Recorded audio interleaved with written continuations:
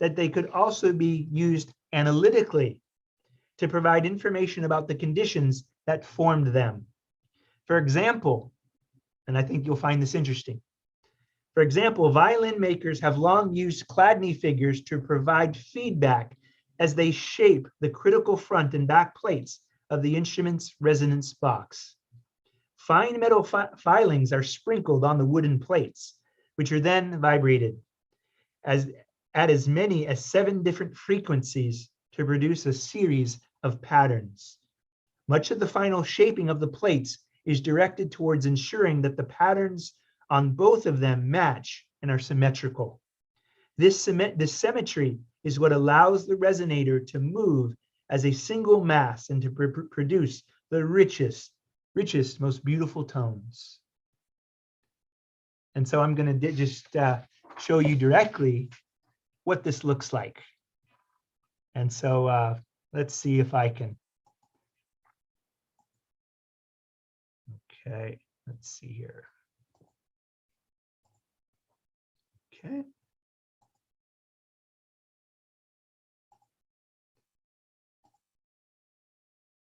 Okay. And I'm wondering, Nabil, if it will allow me to share. It should. Okay, yeah, there we You're go. a co-host. Yes, got it. Sorry about that. Okay.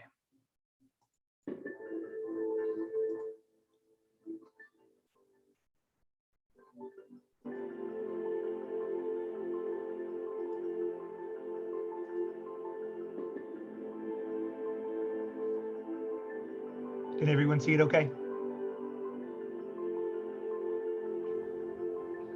Yes. You might also go full screen if you like.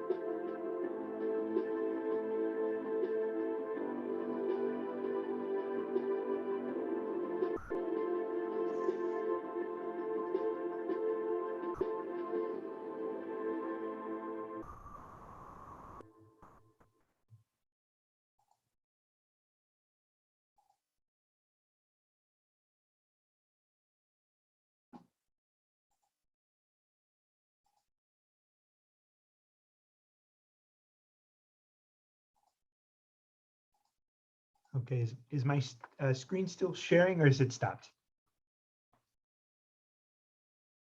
You're still sharing. Okay, it's still sharing. Okay.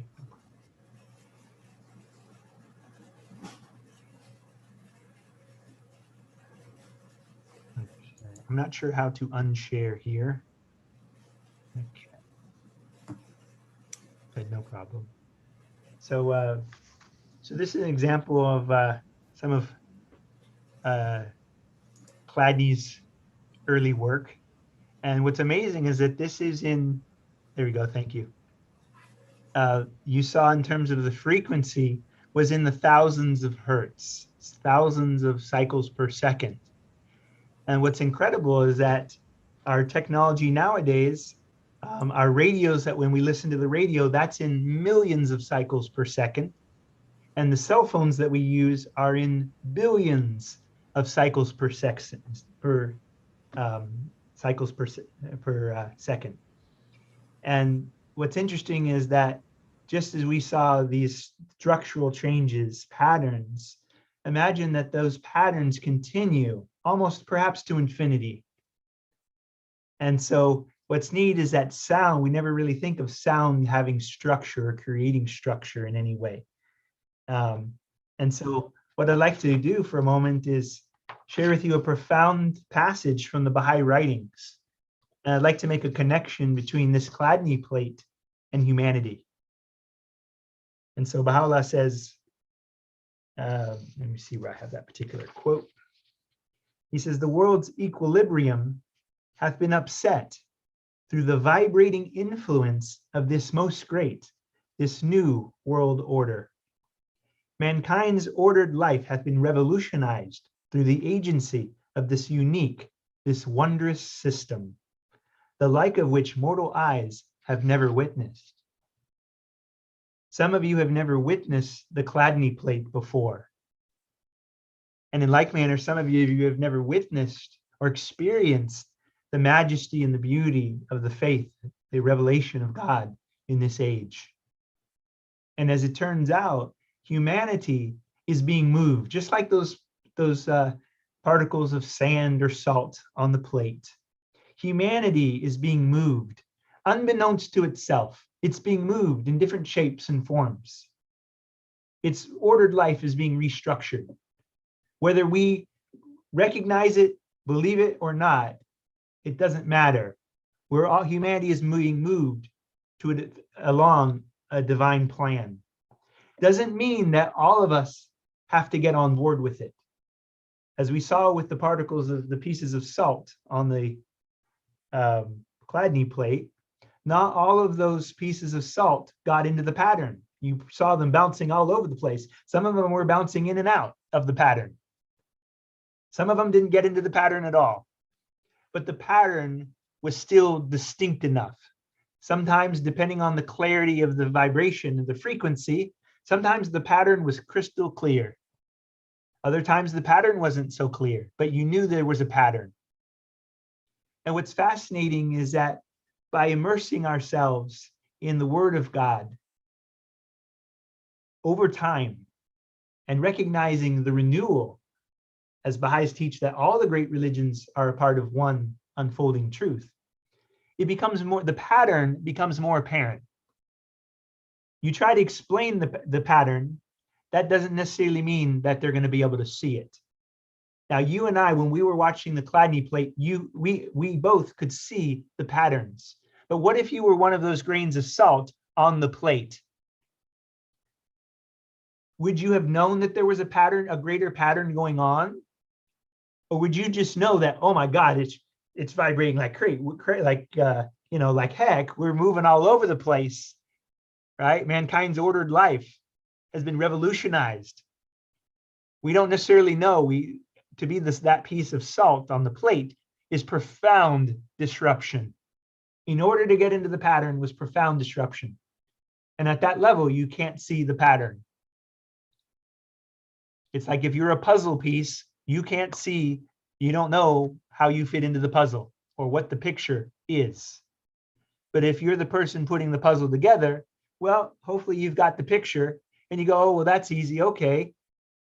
That's what we're putting together piece by piece.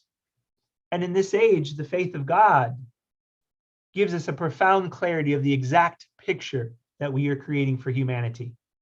It shows us where each of the great faiths, for example, each of the great religions throughout history, it shows us exactly how that piece fits in to the whole.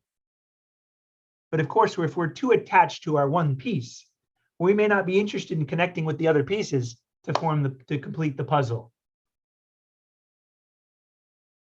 And so it's imperative that we, one heart at a time, be willing to share and hopefully open our hearts to be willing to see the picture that we're creating. And so what's cool in this process of creating this bigger picture for humanity, we have another beautiful quote from the Baha'i writings. It states, as we suffer these misfortunes, like the salt on the Chladni plate, right?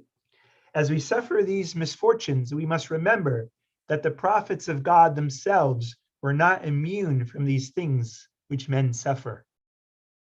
They knew sorrow, illness, and pain too.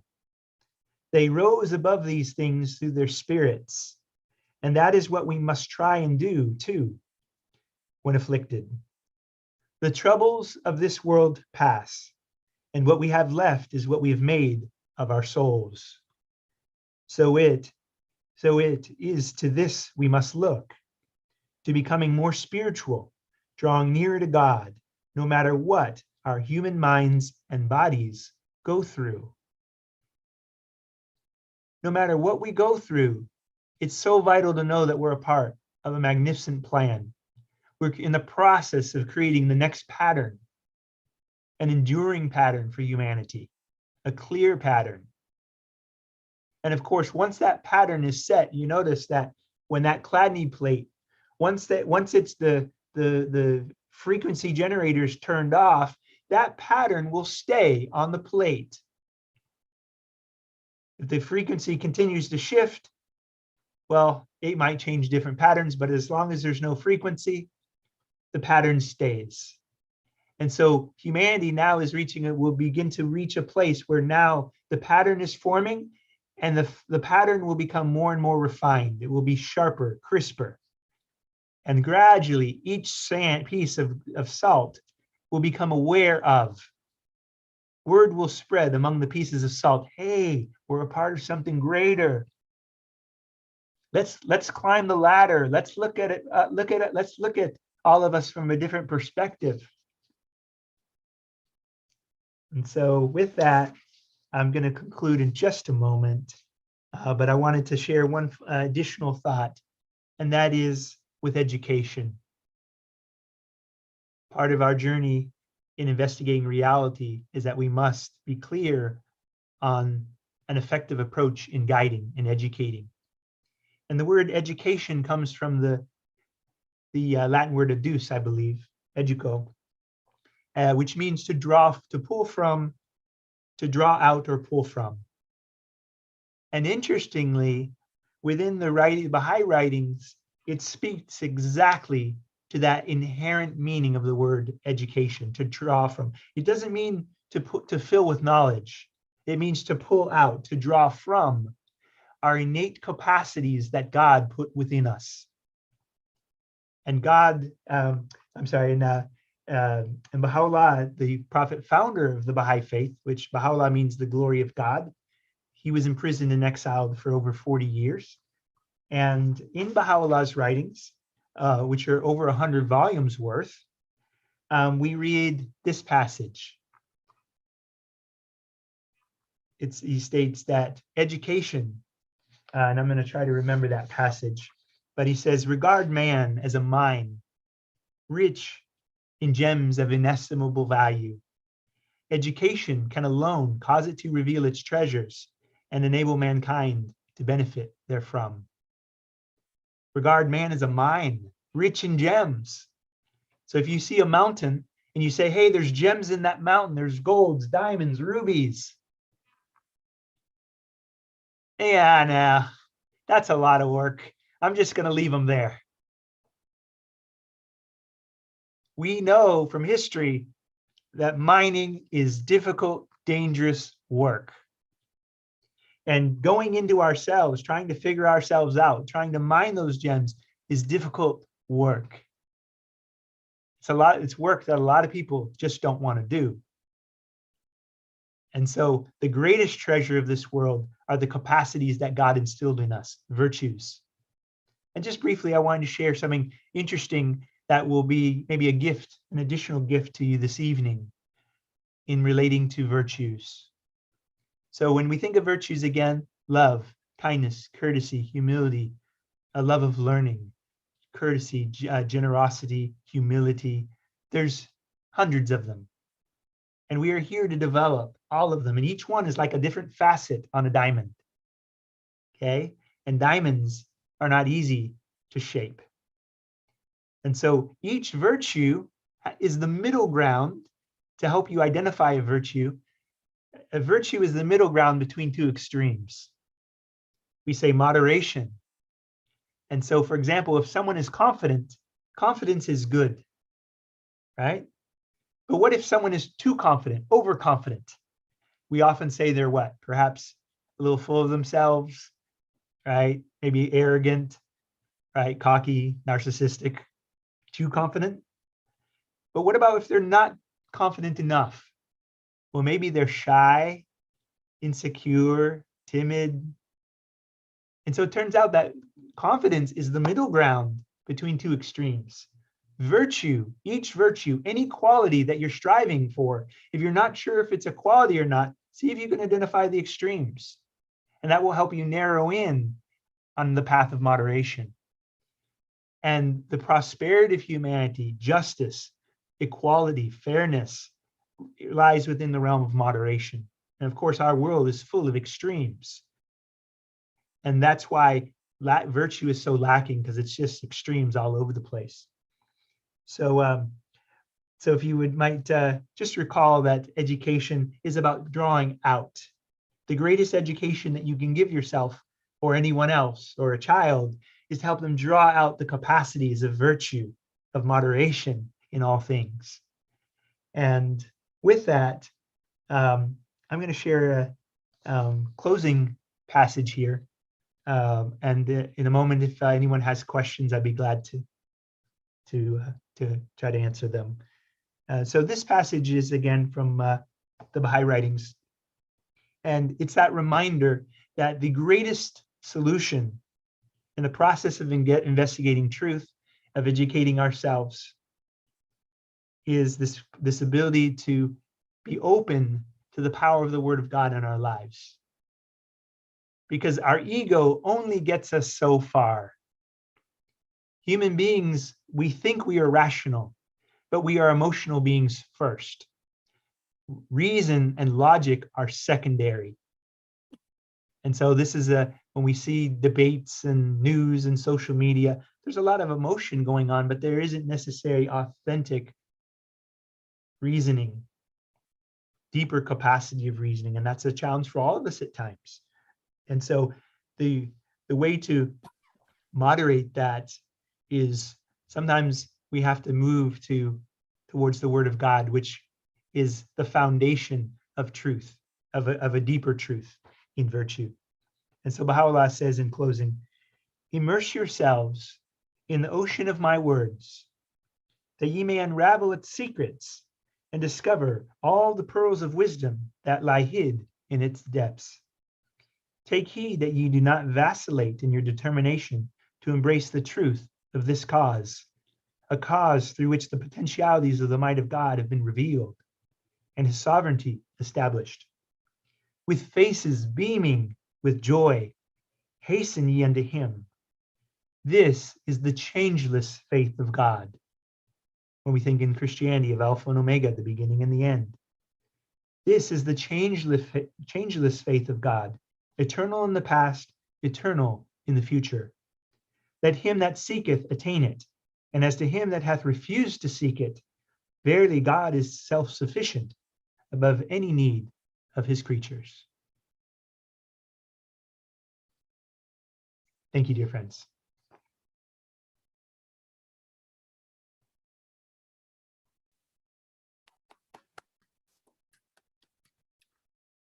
It's hard to clap for you, Bryan, with everybody muted. But what a wonderful, wonderful way to tie these various elements together. Thank you very much. Friends, there's a small group of us, there's about 25 of us, and I would like to say we're open for questions. Those of you that are watching on YouTube, you can't put your questions, can you send me your questions via text message? My number is 281-788-0380. Send me your question and I'll read it out for Bryan to answer. Other questions, thoughts, anybody? Please unmute yourself if you're going on Zoom and you wish to ask a question.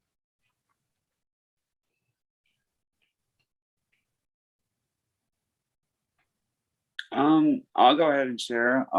It's Neil. I live in Austin. This here is one of God's wonderful creatures, and my good friend, who spends every night insisting to have some kind of physical contact with me. And he likes to lick like a dog. But I was really profoundly, well, first of all, yeah, I've looked into the near-death experiences before. And I guess there was like a near-death.org website, but that's changed. And I think it's turned into that one I posted, the near-death research experience or something, foundation.org. And they've gone from a few hundred to thousands of near-death experiences. And there really isn't a great scientific explanation for them. I've heard some kind of ideas that, the brain with dwindling resources of oxygen or whatever, there's a burst of neuronal activity and essentially it's a delusion. But I think that, that the veil between like our world that we can see and the rest is like temporarily lifted, and then there may be some true insight into what lies beyond with that. And as far as suicide, I did spend many years, including up to maybe like 2 years ago or a year and a half ago, feeling suicidal from a sense of lack of accomplishment, or that failures have built up to the point where there was no return, or definitely physical pain, emotional pain, etc. And I'm better now, but I could really understand that. And it is a true problem because, as adults, we have a choice to live or die. And, what people will try to intervene, is ultimately why I guess what's changed with me is, I don't know, I guess probably connectedness and forgiveness of self. That's probably what's changed. Thanks. Thank you for sharing those thoughts, Neil. Thank you. I wasn't sure if there was a question with that, but I'm really glad you shared those thoughts. Thank you.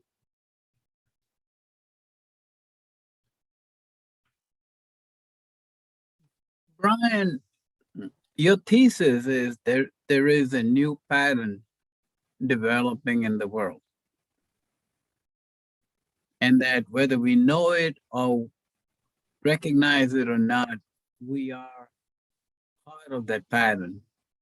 Either we are integrated into that pattern and become a part of that pattern, or we are somewhere out there on a limb. Do you think there's a recognition in the world that there is a new pattern developing and that we have to change how we act and how we behave and how we think to be in accord with this new pattern? And if not, what do we do to get us all there? Quite a loaded question in some ways. But is there a recognition? Indirectly, of course, it's a relative answer because, of course, we're here in the United States. And so, for example, the Baha'i faith itself is growing very rapidly in other parts of the world. It tends to grow slowest, or its awareness tends to grow slowest in more materialistic countries. So the United States, unfortunately, in some ways has its own God, perhaps of materialism. And so the recognition of it is much slower here. But other parts of the world, it perhaps is growing like the awareness is growing like wildfire. So in terms of directly, overall, not as maybe quickly as we would like, but the beauty of it is that we can think of the changing of the seasons, that just because on the first day of spring, we say, let's say March 20th, vernal equinox, just because it's spring doesn't mean, if we're up north, first day of spring does not mean that the grass is bright and there's flowers in the garden. There may still be snow on the ground. And so even though officially the first day of spring has come, the signs in the environment are not yet apparent. And so it takes time for the environment to actually catch up to the calendar date, to the significance. And so the spiritual springtime has come. It's taking time for the signs to be apparent in the environment. Now, of course, we see different kind of fads kicking up. We see people that are going green and trying to help the environment. We see people wanting to maybe being vegetarian or vegan, people wanting to conserve energy. There's a number of different movements that people are interested in that are a part of the process. Of course, the faith of God is really about a complete transformation in us as human beings, in our connection to our environment. But there's certainly individual movements that are going on in awareness. And then also there's some really cool indirect effects of the coming of Baha'u'llah. So for example, we are aware of civil rights in this country, the civil rights movement, and the nonviolent resistance approach taught by Martin Luther King, as opposed to Malcolm X initially. And so kind of a neat connection to also answer your question is that in the time of Baha'u'llah, some of you have heard of Leo Tolstoy. Well, in his writings, he was aware of this prisoner. What he referred to at the time was a Turkish prisoner who had the key. And we have all of these profound questions and problems to solve in the world. And Leo Tolstoy, this Russian writer, essentially, he said, there's this Persian or Turkish prisoner who had the answer. And interestingly, he had passed on many of his awarenesses to Mahatma Gandhi, who taught the nonviolent resistance in India. And so there's actually correspondence between Tolstoy and Mahatma Gandhi. And then Mahatma Gandhi was the inspiration for Martin Luther King. So it's kind of neat that there's actually a really neat connection moving from Baha'u'llah's teachings to Leo Tolstoy to Mahatma Gandhi to eventually civil rights movement in this country with Martin Luther King. So that's another subtle example of the recognition. Brian, there are two questions. One is from YouTube, which I will read to you. Okay. It says, what would Mr. Blakeny suggest someone pick up and read today if they want to increase their emotional and spiritual intelligence? So they're looking for a recommendation for reading material. Yes. Two books in particular jump into mind. One is called A Path with Heart. And I believe it's Jack Cornfield, I believe, is the author. And another one is called The Unbound Soul. I don't recall the author's name, but another one is called The Unbound Soul. Unbound Soul. And what was the other one? And the other one was A Path with Heart. A Path with Heart, yes. Okay. In terms of Baha'i writings, I think something as simple as Some Answered Questions covers a lot of profound questions that can open up both the mind and the heart.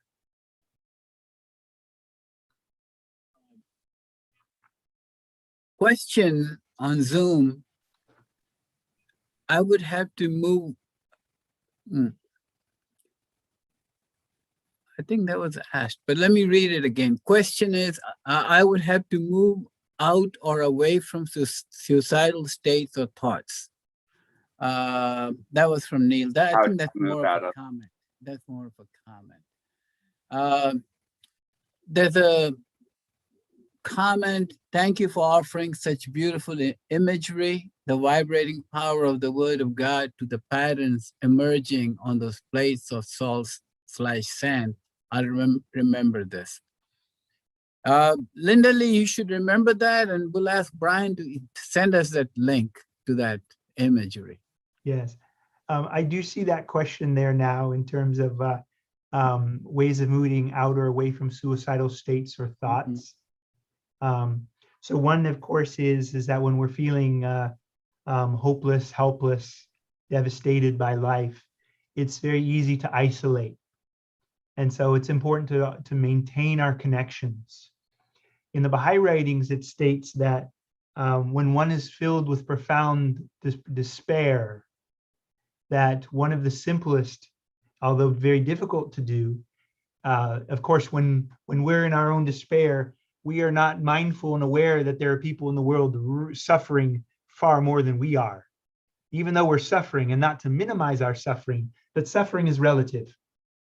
And so in the Baha'i writings, it states that it's very important that that we be mindful of our greater purpose for being here. That, of course, depression and suicidal thoughts in many ways are very, very self-centered, self-absorbed, because of course we're focused on our own pain. And of course there's great pain in humanity. So one approach is to turn our attention outward. In trying to serve someone, trying to be of service or benefit to someone who possibly, we don't know, who possibly may be suffering more than we are. And in that process of serving, we come out of our own shell. Because of course, if a seed stays attached to itself, you plant a seed and it says, look at me, I'm a seed, whether the seed is in pain or not. If the seed does not grow beyond itself, it will never become the mighty tree. And so we have to look beyond our own shell, as difficult as it is, and we have to ask people, we have to ask for help to come out of our shell sometimes so that we can hopefully change our state. One last thought with that is emotion is energy in motion. And so it's nearly impossible to think our way out of depression or suicidal thoughts, almost impossible. So I don't, in my work, I don't recommend people try to think their way out of it, because oftentimes the thoughts are too negative and they go deeper. So in this understanding of emotion is energy in motion, we sometimes have to physically move ourselves. And believe it or not, something as simple as standing up and running in place for 30 seconds. With your right leg in front for 30 seconds, and then your left leg in front for 30 seconds. Literally just running in place with your arms, bringing your elbows all the way back like this. Just by doing that for 1 minute, 30 seconds each side in my work creates a profound shift for people. You run for 30 seconds each side, and you hold as big a smile as you can, because it's scientifically proven that just smiling changes the chemistry in your brain. And that combination of holding a radiant smile and allowing it to become radiant, even though you don't feel it, you don't have to feel it. You may feel like crap, but you hold a radiant smile and you run in place. And after a minute of that, for most people, it creates a shift. And for many people, that shift literally lasts hours. And of course, the more you do it, the longer it can last. So I hope that helps for the person that asked that question. Bryan, I hate to do this to you, but somebody wants me to place the titles of the books you mentioned in chat. Can you please repeat them so I can type them out? Oh yeah, A Path with Heart. Wait.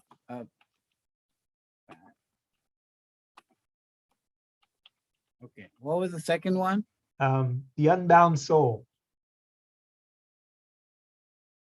All right, thank you. Yeah.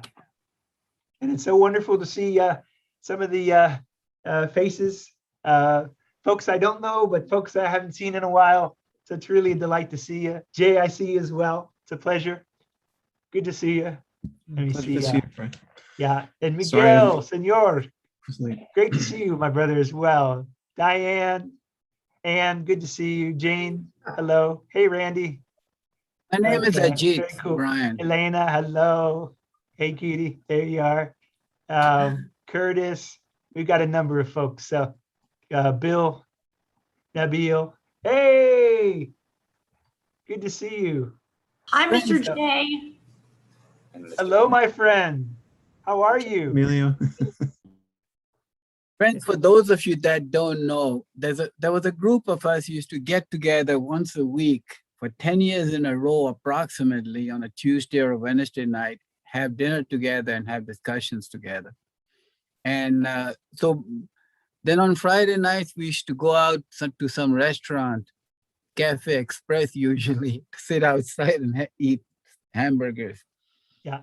So it's really tragic that it's great we moved to Austin, but I do miss seeing all my Houston friends. Yeah, we'll forgive you. Well, yeah. There's a little void in our hearts, but we'll get over it, right? You know, Brian, having grandkids was just hard to stay away from those little kids. I mean, truly, they're great joy. As you get older, having young children around you all the time, it's fun. It's joyous. So, Oh, no doubt. No doubt. other questions, comments? Does anybody have? Brian, give me the title of your book. Yeah, so it's called Top Secret: Declassifying the Meaning of Life, the 9 Keys. It was an 8-year project, and it was actually inspired from a trip that I took at a young age. The first country at the age of 10, my mother and I went to 5 countries, and the first country was Israel. And that trip profoundly affected the rest of the journey of my life and my calling. It solidified my calling and why my sense of why I'm on this planet. And so I walk the reader through that journey, as well as some of my own life experiences and some insights on psychology, personal growth, history, and science, as well as creative writing. So, yeah, it was a fun project, but challenging. Wondering if it would ever finish. Yeah, so thanks for asking, Ajit. I was wondering if you'll ever finish too, because you told us about it frequently. Well, trying to carve out time in addition to work and life, and yeah, it's definitely challenging. So my hats go out, my hat off to other writers, because I know the challenge. So and hopefully everyone has a book in them, and so my hope is, regardless of how much time it takes, my hope is that each of you would share some of your story with the world, because I write occasionally, but I have a hard time with it. I'd much rather get up and give a talk than actually write something. Just don't worry. It's tedious. Yeah. So some of you may know Nathan Miller, incredible painter. So I like to paint, but he's on a whole another level of patience in painting. So if you go to Nathan Miller Fine Art, okay, he's a Baha'i friend for ages, but Nathan Miller Fine Art, and that will give you an idea of incredible patience and attention to detail. Okay, so I paint, but not nearly on that level of patience, and so I liken that to writing. Some of us write, but then some really write, right? And so it's definitely not easy. But you remember, Nathan is a professional painter. He's got a studio. He sells his paintings. I mean, so that's what he does for a living, Nathan. So Yeah. And if you And, talk and with he, him, he's if talented. you talk with him, he'll tell you that it drives him crazy, even though it's his profession. It even drives him crazy, that level of detail. But he has the stick-to-itive, you know, if we all have something that we're able to stick to. Everyone, each one of you has something that you're able to stick to that someone else might go, no way in heck I can do that. No. So kudos to each of you. Yeah. In fact, when I stopped working, I realized that I really never did like working. I mean, I never did. So the older I get, the less likely it is for me to try to do anything or start a project. I go to one meeting a week. That's it. Yeah. Well, you know what the problem is, Ajit, right? You call it work. That's the whole problem. You can't call it work. I do call it work. It's a four-letter word. Oh, geez. Well, I'm just really glad that the word, you know, I'm glad that there's good four-letter words like love. So it's not all bad. So maybe you can love to do it. So let me think. I think we're running out of conversation. So let me sum this up. Next month, our speaker is a gentleman who was born and brought up in Russia. His name is Mikhail Sergeyev. And Mikhail Sergeyev, for those of you that have attended any of his classes, he does classes at the Wilmette Institute online. Very well. He's got a PhD in religious studies from Temple.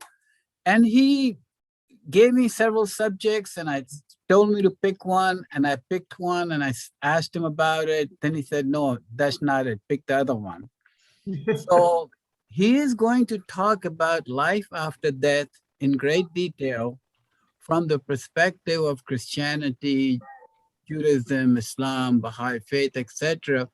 And he's going to talk to us about why the belief in an eternal life is what is required in today's time and age for us to really start doing the right things.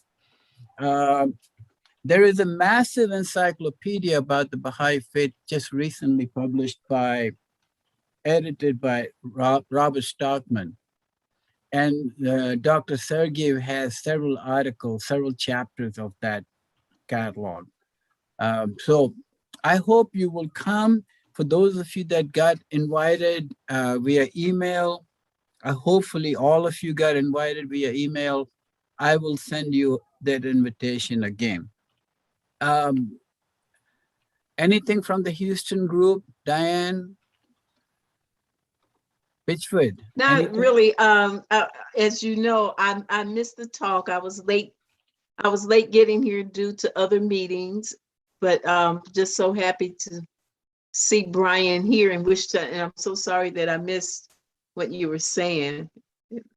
I'm sure it was okay. wonderful. I miss your talks at the Baha'i Center on Sundays. Me too. Yeah, I missed those days. Eventually, right? Yeah. Maybe. But I guess it's being recorded, so maybe Ajit, any idea when it will be available? Yeah, but it will be. I'll talk to some of the younger crowd. They're the technical guys. Nabil, in this instance, Nabil will.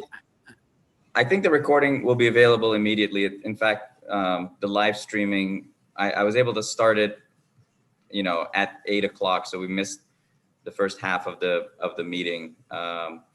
But the second half is on YouTube already now. It's in fact, we're live right now, and it will be available if you go to our channel. I also put the link in the chat for those who would like the link directly. Okay. Diane, for your information, here in Austin, we do still have the Sunday morning devotional program, and we are now focused on the writings of Abdul Baha for this whole year.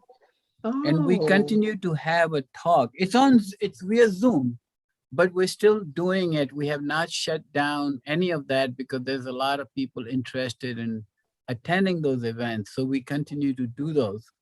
I know Houston's not doing anything, but I'm telling you that we're still doing that here. Oh, okay. And what time is that? 10:30 in the morning, 10:30 Okay. to 11, same thing as we did in Houston for years. 10:30 to 11 approximately is devotions, followed by, we're reading some of the writings of Abdul Baha. Okay. Diane, I also want to tell you something. I recently wrote an article about Abdul Baha that was published in the Austin American Statesman. Mm-hmm. And I sent a copy of it to a friend of mine who publishes an Indian newspaper in Houston. He might publish it in Houston. I don't know if he will or not, but I've sent it over to him because he's such a good friend. He may go ahead and publish it anyway. So I'll let you know when he prints it. Okay. So- Very good. Looking forward. All right, friends. Diane, I love your hair. Thank you. How recent is that? It's very recent. Oh, yeah, that looks great. Uh-huh. It's Couple of visit- weeks. She was